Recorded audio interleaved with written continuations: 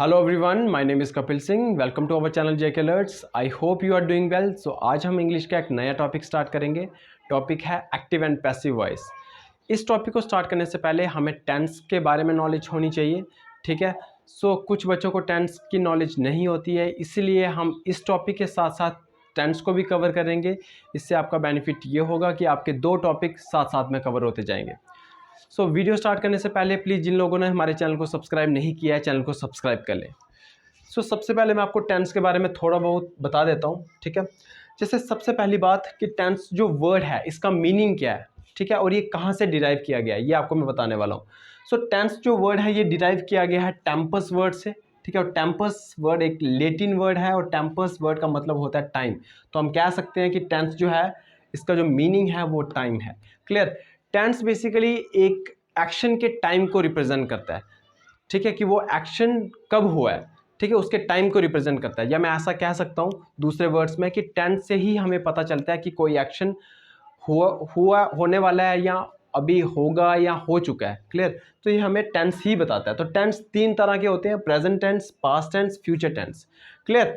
Present tense हमें present time के बारे में बताता है, पास्ट टेंस हमें पास्ट टाइम के बारे में बताता है, फ्यूचर टेंस हमें फ्यूचर टाइम के बारे में बताता है। ये बहुत सिंपल बातें हैं, सबको पता होता है।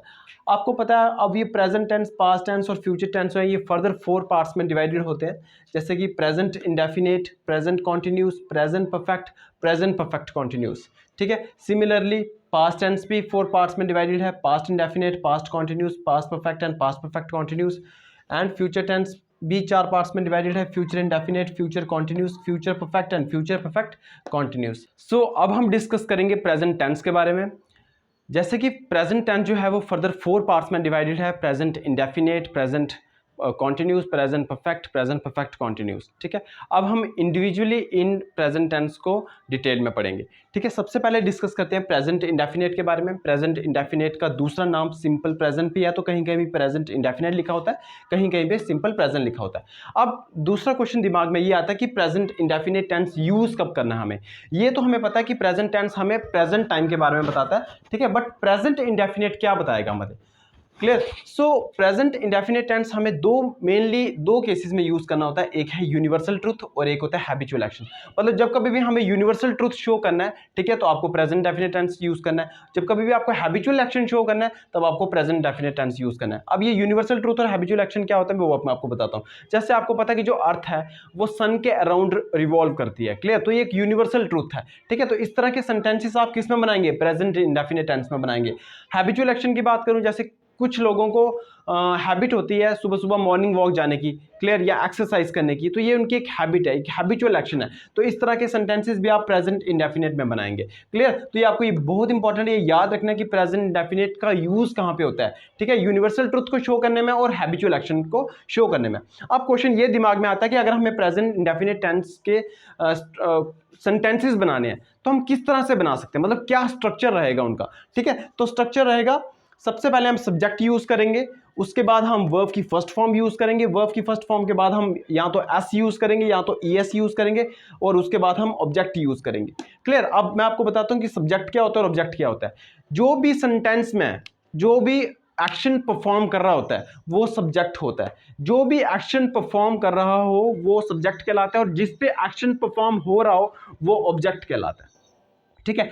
अगर मैं दूसरे वर्ड्स में बोलूं तो जिसके बारे में सेंटेंस में बात हो रही हो, क्लियर, वो सब्जेक्ट कहलाता है, ठीक है। ये आपको बहुत इंपॉर्टेंट है, याद रखना सब्जेक्ट क्या होता है और ऑब्जेक्ट क्या होता है। एक बार रिपीट कर देता हूं, जो भी सेंटेंस में एक्शन परफॉर्म कर रहा हो, ठीक है, डूअर जिसको बोलते हैं, करने वाला, वो सब्जेक्ट कहलाता है, और जिस पे एक्शन परफॉर्म हो रहा हो वो ऑब्जेक्ट कहलाता है। जैसे राम सिंग्स ए सॉन्ग, ठीक है, यहां पे जो सब्जेक्ट है वो है राम, क्योंकि राम के बारे में बात चल रही है इस सेंटेंस में, ठीक है।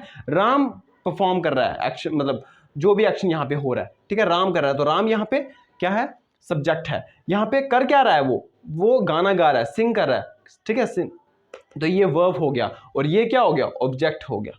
क्लियर। तो राम सिंग्स ए सॉन्ग, ठीक है, तो सब्जेक्ट की जगह पे आया राम, वर्ब की जगह पे आया सिंग। क्लियर। अब यहां पे एस और ईएस, तो आपको पता है कि यहां पे एस आएगा, आगे थोड़ा और बताता हूं, ठीक है, और ऑब्जेक्ट में आया सॉन्ग। क्लियर। अब कुछ और एग्जांपल्स देखते हैं। जैसे दे मेक ए नॉइस, तो दे यहां पे सब्जेक्ट है, मेक यहाँ पे वर्ब है और ये नॉइस यहाँ पे ऑब्जेक्ट है। यू यहाँ पे सब्जेक्ट है क्योंकि यहाँ पे यू प्ले हॉकी, तुम हॉकी खेलते हो। क्लियर? तो यू यहाँ पे सब्जेक्ट है, प्ले यहाँ पे वर्ब है और हॉकी यहाँ पे क्या है? ऑब्जेक्ट है। क्लियर? सिमिलरली यहाँ पे मोहन सब्जेक्ट है और लॉफ यहाँ पे क्या है? वर्ब है। यहाँ पे मंकी जो है वो सब्जेक्ट है और पाउंड्स यहाँ पे क्या है?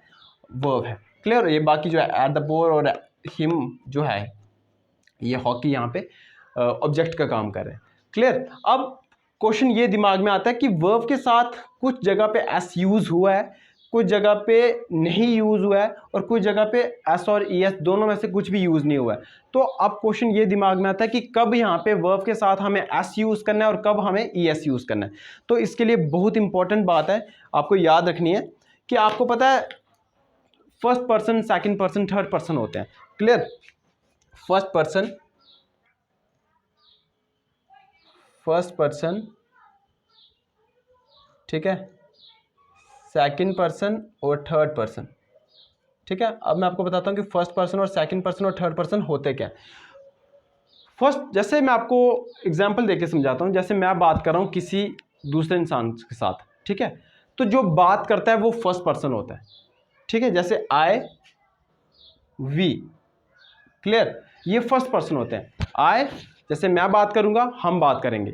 ठीक है, तो जो भी बात करते हैं वो फर्स्ट पर्सन होता है, जिसके साथ बात करते हैं वो सेकंड पर्सन होता है। जैसे यू। क्लियर? यू क्या हो गया? सेकंड पर्सन हो गया। ठीक है, आप थर्ड पर्सन की बात करते हैं, थर्ड पर्सन हो गया जिसके बारे में बात कर रहे हैं। जैसे जब कभी भी दो इंसान बात करते हैं तो वो तीसरे इंसान के बारे में ही बात करते हैं। ठीक है, तो वो तीसरा इंसान क्या हो सकता है? वो कोई भी हो सकता है, वो लड़का हो सकता है, लड़की हो सकती है, कोई एनिमल हो सकता है, प्लांट हो सकता है, बहुत सारे लोग हो सकते हैं। ठीक है, तो ही, शी, इट, दे, ये क्या है? ये है थर्ड पर्सन। ठीक है, तो ये फर्स्ट पर्सन होते हैं जो बात करते हैं, सेकंड पर्सन वो होते हैं जिसके साथ बात करते हैं और थर्ड पर्सन वो होते हैं जिनके बारे में बात करते हैं। ठीक है, ये बात आपको याद रखनी है। अब क्वेश्चन पे आते हैं कि हमारा जो मोटिव था, जो मुद्दा था, वो क्या था कि वर्ब के साथ एस और एस कब यूज करना है। ठीक है, जब सब्जेक्ट थर्ड पर्सन सिंगुलर होगा, जब सब्जेक्ट, ठीक है, थर्ड पर्सन सिंगुलर होगा, ठीक है, तब आपको एस या ई एस वर्ब के साथ ऐड करना है।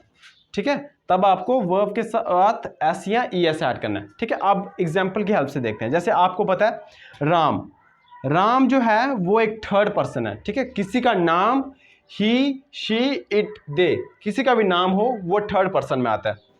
ठीक है, तो राम यहाँ पे क्या है? राम यहाँ पे थर्ड पर्सन है और जब कभी भी सब्जेक्ट थर्ड पर्सन सिंगुलर होगा और आपको पता है कि राम सिंगुलर है, तो वर्ब के साथ या तो एस आएगा या तो ई एस आएगा। ठीक है, तो यहाँ पे राम के साथ जो वर्ब है वो है सिंग और सिंग के साथ यहाँ पे क्या आना है? सिंग्स आना है, क्योंकि सिंग के साथ ई एस नहीं आता। तो ये बात थी। अब दूसरे एग्जाम्पल की तरफ देखते हैं। जैसे दे मेक ए नॉइस, तो यहाँ पे दे जो है वो सब्जेक्ट है। ठीक है, दे यहाँ पे सब्जेक्ट है। अब आपको देखना है कि दे कैसा सब्जेक्ट है? थर्ड पर्सन है? यस, थर्ड पर्सन में ही, शी, इट, दे आता है। दे तो थर्ड पर्सन है, बट मैंने कहा था कि अगर सब्जेक्ट थर्ड पर्सन सिंगुलर होगा तभी वर्ब के साथ एस या ई एस आएगा, अदरवाइज नहीं आएगा। तो यहाँ पे देखा कि जो सब्जेक्ट था वो तो थर्ड पर्सन था, बट ये प्लूरल था, क्योंकि दे प्लूरल होता है और जब ये प्लूरल आ गया तो वर्ब के साथ एस या ई एस नहीं आता है। क्लियर? इंपॉर्टेंट बात है, बहुत इंपॉर्टेंट बात है, याद रखना है आपको कि जब कभी भी सब्जेक्ट थर्ड पर्सन सिंगुलर होगा तब भी आपको वर्ब के साथ एस या ई एस ऐड करना है, अदरवाइज नहीं करना है। जैसे यू तो सेकंड पर्सन है, इसके साथ तो जो वर्ब आएगा उसके साथ तो एस और ई एस बिल्कुल नहीं आएगा। मोहन लड़का है, ठीक है, थर्ड पर्सन है, सिंगुलर है, तो जो इसके साथ वर्ब होगा उसके साथ एस या ई एस आ सकता है। अब बात करते हैं नेक्स्ट, मंकीज। ठीक है, अगेन नाम है किसी का, थर्ड पर्सन में आता है, बट ये प्लूरल है, तो प्लूरल के साथ कभी भी वर्ब के साथ एस या ई एस नहीं आता है। ये बहुत ज़्यादा इंपॉर्टेंट बात है। क्लियर? एक बार दोबारा रिवाइज कर देते हैं कि प्रेजेंट इंडेफिनिट टेंस का जो स्ट्रक्चर होता है वो होता है सब्जेक्ट प्लस वर्ब की फर्स्ट फॉर्म प्लस एस और ई एस प्लस ऑब्जेक्ट। ठीक है, सब्जेक्ट क्या होता है? जो एक्शन परफॉर्म कर रहा होता है, और जिस पे एक्शन परफॉर्म हो रहा होता है वो होता है ऑब्जेक्ट। ठीक है, और वर्ब होता है जो वो एक्शन कर रहे होते हैं। क्लियर? अब जैसे एग्जाम्पल है, Ram sings a song, they make a noise, you play hockey, Mohan laughs at the poor, the monkeys pounds at him. ठीक है, फिर मैंने आपको और क्या बात बताई कि यहाँ पे कुछ केसेस में, ठीक है, वर्ब के साथ एस और ईएस यूज हुआ था और कुछ केसेस में नहीं यूज हुआ था। तो इसका क्या फंडा है? इसका ये फंडा है कि जब कभी भी सब्जेक्ट थर्ड पर्सन सिंगुलर होगा तभी वर्ब के साथ एस और ईएस आएगा, अदरवाइज नहीं आएगा। जैसे इस केस में मैंने बताया कि राम जो था ये थर्ड पर्सन था और सिंगुलर था, इसीलिए वर्ब के साथ एस यूज हुआ है यहाँ पे। दे यहाँ पे थर्ड पर्सन था बट प्लूरल होने की वजह से यहाँ पे वर्ब के साथ एस और ईएस नहीं यूज हुआ।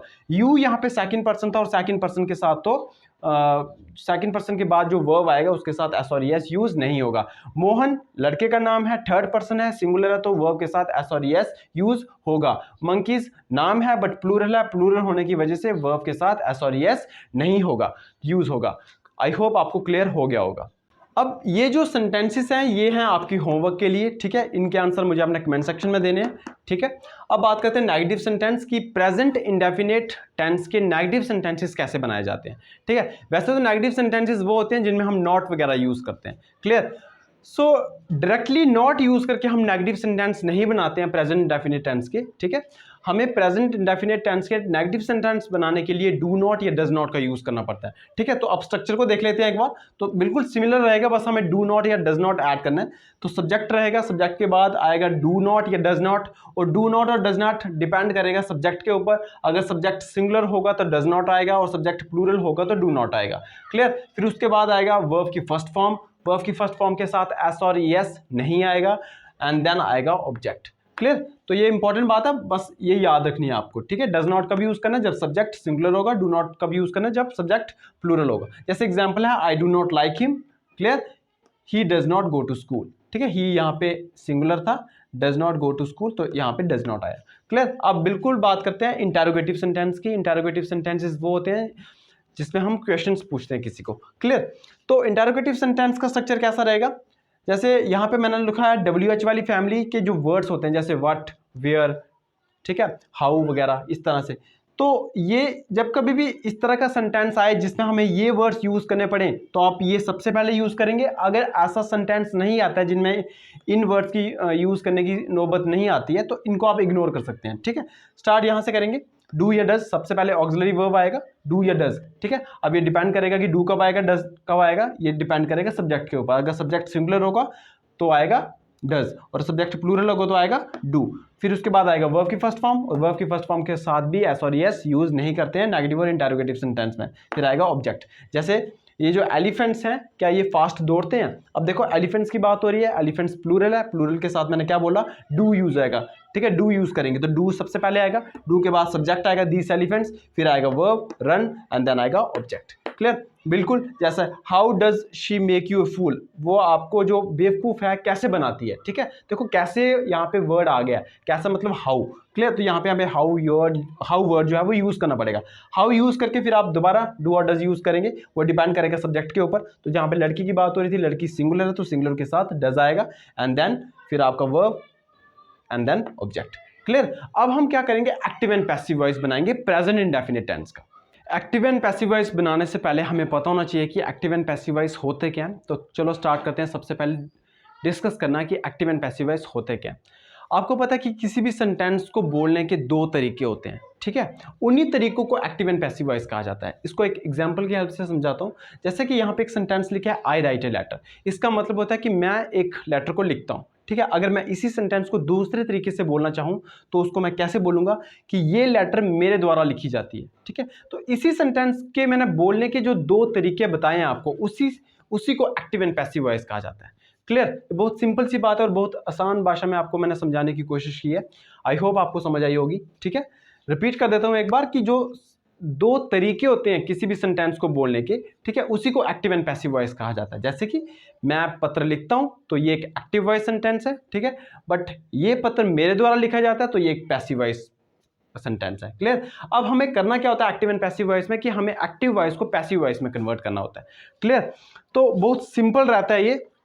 तो सबसे पहले हम प्रेजेंट इंडेफिनिट टेंस के जो सेंटेंसेस होते हैं उनको एक्टिव वॉइस से पैसिव वॉइस बनाना सीखेंगे। अब आपको पता है कि प्रेजेंट इंडेफिनिट जो टेंस होता है उनके सेंटेंसेस कैसे होते हैं, मतलब उनका स्ट्रक्चर कैसे होता है। पहले सब्जेक्ट लिखा होता है, फिर वर्ब की फर्स्ट फॉर्म एंड देन फिर वर्ब के साथ एस और एस लिखा होता है एंड देन ऑब्जेक्ट लिखा होता है, ठीक है। तो ये होता है एक्टिव वॉइस क्योंकि इसमें सब्जेक्ट वो काम कर रहा होता है। आई राइट ए लेटर, ठीक है, वो सब्जेक्ट के यहाँ पे काम कर रहा है, बट जब इसको हम पैसिव वॉइस में कन्वर्ट कर देंगे, ठीक है, तो उल्टा हो जाता है। जैसे ये लेटर मेरे द्वारा लिखी जाती है, क्लियर, उल्टा हो जाता है। तो हमें एक्टिव वॉइस को पैसिव वॉइस में कन्वर्ट करना होता है। तो जैसे ये एक एक्टिव वॉइस सेंटेंस है, ठीक है, अब इसको हमें पैसिव वॉइस में कन्वर्ट करना है। तो हमें कैसे करेंगे? सबसे पहले आपको एक बात याद रखनी होती है कि जो भी यहाँ पे सब्जेक्ट हो और ऑब्जेक्ट हो, आपको उसके नीचे सब्जेक्ट ऑब्जेक्ट लिख देना है। जैसे आई यहाँ पे सब्जेक्ट है तो यहाँ पे मैंने सब्जेक्ट लिख दिया, ए लेटर यहाँ पे ऑब्जेक्ट है तो यहाँ पे मैंने ऑब्जेक्ट लिख दिया, क्लियर। अब आपको क्या करना है, एक्टिव वॉइस को पैसिव वॉइस में कन्वर्ट करने के लिए जो ऑब्जेक्ट होगा, ठीक है, वो आपका सब्जेक्ट बन जाता है, क्लियर, और जो आपका सब्जेक्ट होता है वो आपका ऑब्जेक्ट बन जाता है पैसिव वॉइस के केस में, क्लियर। ये एक एक्टिव वॉइस का सेंटेंस है, ठीक है। एक्टिव वॉइस के सेंटेंस में आई सब्जेक्ट है, ए लेटर ऑब्जेक्ट है, पर जब हम इस सेंटेंस को पैसिव वॉइस में कन्वर्ट करेंगे तो होगा क्या कि ये जो ऑब्जेक्ट होगा ये आपका सब्जेक्ट बन जाएगा, और जो आपका सब्जेक्ट होगा वो आपका ऑब्जेक्ट बन जाएगा, क्लियर। तो कैसे लिखेंगे, ए लेटर, ठीक है, ऑब्जेक्ट मेरा जो है वो सब्जेक्ट बन गया, ठीक है। तो यहाँ पे मैंने लिखा हुआ है चेंज सब्जेक्ट, मतलब जो आपका पहले सब्जेक्ट है उसको चेंज कर दो, किसमें, ऑब्जेक्ट में, तो जो आपका ऑब्जेक्ट होगा वो आपका सब्जेक्ट बन जाएगा। उसके बाद आएगा इज, एम, आर, तो वो डिपेंड करेगा इस पे कि ये सिंगुलर है कि प्लूरल है। तो ए लेटर के साथ आएगा इज, ए लेटर इज। उसके बाद आएगा वर्ब की थर्ड फॉर्म। अब आपको पता है कि वर्ब राइट है यहाँ पे, तो वर्ब की थर्ड फॉर्म क्या होगी, written, a letter is written, ठीक है। और पैसिव वॉइस में हमेशा बाय यूज करते हैं, ठीक है, बाय। अब चेंज ऑब्जेक्ट, मतलब यहाँ पे आपको पता है कि ऑब्जेक्ट की जगह पे यहाँ पे आएगा सब्जेक्ट, बट यहाँ पे सब्जेक्ट है आई, बट यहाँ पे आई नहीं आ सकता क्योंकि आई की ऑब्जेक्टिव फॉर्म जो होती है वो मी होती है, ठीक है। तो आई यहाँ पे मी में हो जाएगा कन्वर्ट, क्योंकि आई जो हम सब्जेक्ट की जगह पे यूज करते हैं, ऑब्जेक्ट की जगह पे यूज नहीं करते हैं। अगर आई को आपको ऑब्जेक्ट की जगह पे यूज करना है तो आपको आई नहीं लिखना है, आपको मी लिखना है, ठीक है। A letter is written by me, clear. I write a letter, ये एक एक्टिव वॉइस सेंटेंस था कि मैं एक लेटर को लिखता हूं, ठीक है। A letter is written by me, ये लेटर जो है मेरे द्वारा लिखी जाती है, ये एक पैसिव वॉइस सेंटेंस है, और इसको एक्टिव से पैसिव वॉइस कन्वर्ट करने का जो तरीका है वो इस तरह से, क्लियर। आपको जो ऑब्जेक्ट है वो आपको सब्जेक्ट बना देना, जो आपको सब्जेक्ट है वो आपको ऑब्जेक्ट बना देना, ठीक है। और एक और एग्जांपल की हेल्प से आपको और क्लियर हो जाएगा। जैसे यहाँ पे आई लव माई कंट्री है, तो आई यहाँ पे सब्जेक्ट है तो इसको यहाँ पे लिख दो सब्जेक्ट, और माई कंट्री यहाँ पे ऑब्जेक्ट है तो इसको यहाँ पे लिख दो ऑब्जेक्ट, और ये वर्ब है तो ये वर्ब रहेगा। तो आपको पता है ये एक्टिव वॉइस सेंटेंस है, ठीक है। एक्टिव वॉइस सेंटेंस को पैसिव वॉइस में कन्वर्ट करने के लिए आपको क्या करना होता है, जो ऑब्जेक्ट होता है वो आपको सब्जेक्ट बनाना होता है। तो माई कंट्री, ठीक है, माई कंट्री, माई कंट्री के बाद क्या आएगा, इज, एम, आर, ठीक है, ये आपको याद रखना है, ठीक है। ये प्रेजेंट इंडेफिनेट के जो सेंटेंसेस होते हैं, ठीक है, उनको एक्टिव वॉइस से पैसिव वॉइस कन्वर्ट करने का ये तरीका होता है, ठीक है। इसमें आपको इज, एम, आर यूज करना होता है। और ये जो चेंज ऑब्जेक्ट और चेंज सब्जेक्ट होता है ये तो हर एक चीज में कॉमन रहेगा, मतलब जितने भी हम टेंसेस पढ़ेंगे, ठीक है, उसमें ये कॉमन रहता है, बाय भी कॉमन रहता है, वर्ब की थर्ड फॉर्म भी कॉमन रहता है, ये थोड़ा चेंज हो जाता है, ये आपको याद रखना है, ठीक है। माई कंट्री इज, लव की थर्ड फॉर्म क्या होती है, लव्ड बाय, आई की ऑब्जेक्टिव फॉर्म होगी मी, क्योंकि आई हम सब्जेक्ट की तरह भी यूज करते हैं, क्लियर। तो my country is loved by me. Next sentence है वी प्ले हॉकी, तो यहाँ पे वी जो है वो सब्जेक्ट है, प्ले यहाँ पे वर्ब है, हॉकी यहाँ पे ऑब्जेक्ट है, ठीक है। तो पैसिव वॉइस में कन्वर्ट करने के लिए आपको पता है पैसिव वॉइस का जो सब्जेक्ट होता है वो ऑब्जेक्ट बनता है एक्टिव वॉइस का, ठीक है। तो हॉकी जो है वो ऑब्जेक्ट है तो यहाँ पे सब्जेक्ट बन जाएगा हॉकी। हॉकी के बाद आएगा इज, क्योंकि आपको पता है कि जब आप सब्जेक्ट को चेंज कर दोगे तो उसके बाद इज, एम, आर यूज़ करना है, तो हॉकी सिंगुलर है, इज आएगा, एम तो आई के साथ आता है और आर जो है वो प्लूरल के साथ आता है, तो हॉकी इज। वर्ब की थर्ड फॉर्म, यहाँ पे वर्ब है प्ले, तो वर्ब की थर्ड फॉर्म होगी प्लेड, ठीक है। वर्ब की थर्ड फॉर्म के बाद आएगा बाय, एंड फिर आपको ऑब्जेक्ट चेंज करना है, ठीक है। कहने का मतलब अब जो यहाँ पे सब्जेक्ट है वो यहाँ पे ऑब्जेक्ट बन जाएगा, बट यहाँ पे सब्जेक्ट में लिखा हुआ है वी, पर जब आपको वी को ऑब्जेक्ट में लिखना होता है तो आप वी यूज़ नहीं करते हैं, आप अस यूज़ करते हैं, ठीक है। ये छोटी छोटी बातें आपको याद रखनी है।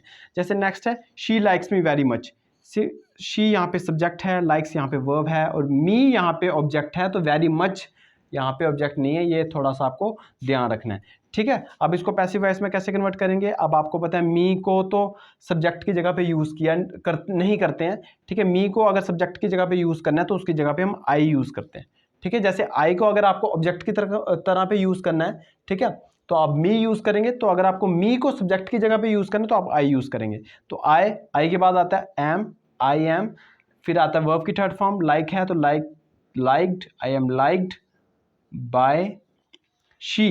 देखो शी को अगर आपको ऑब्जेक्ट की जगह पे यूज़ करना तो आप लिखेंगे हर, ठीक है। I am liked by her very much. Clear? इस तरह से। अब जैसे राम मेक्स ए नॉइज, तो राम यहाँ पे सब्जेक्ट है, मेक्स यहाँ पे वर्ब है और ए नॉइज यहाँ पे ऑब्जेक्ट है।